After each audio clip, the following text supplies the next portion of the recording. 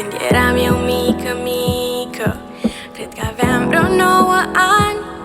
Citam povești în care prințul iubea prințesa și nu bani. Și o iubea atât de tare și era foarte amețit de frumusețea răbitoare, de cea din suflet, nu din chip. Povestea mea din vis, ușor, ușor s-a stins. Am vrut să-i transform pământul în paradis, dar el nu vrea iubire, mi-amintesc, mi-a zis: vindem iubirea ca la piață, negociem pe sentiment, sărutăm la legătură, dăm iluzii, kilograme până dăm de faliment. Și ce frumoasă ar fi viața dacă nu ne-am pune preț, n-am mai vinde dragostea cui nu merită și dăm trăi mai multe vieți. Vindem iubirea ca la piață.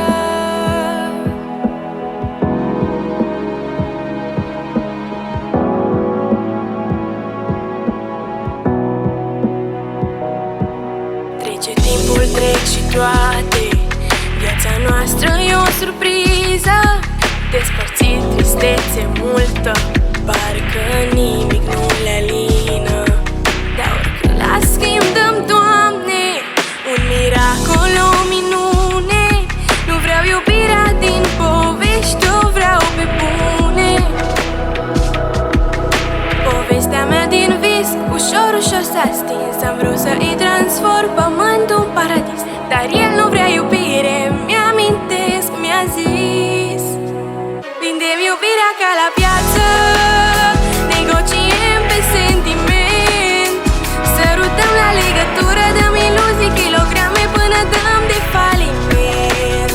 Și ce frumoasă ar fi viața dacă nu ne-am pune preț, n-am mai vinde dragostea cui nu merită și dăm trăi mai multe vieți. Vindem iubirea ca la piață.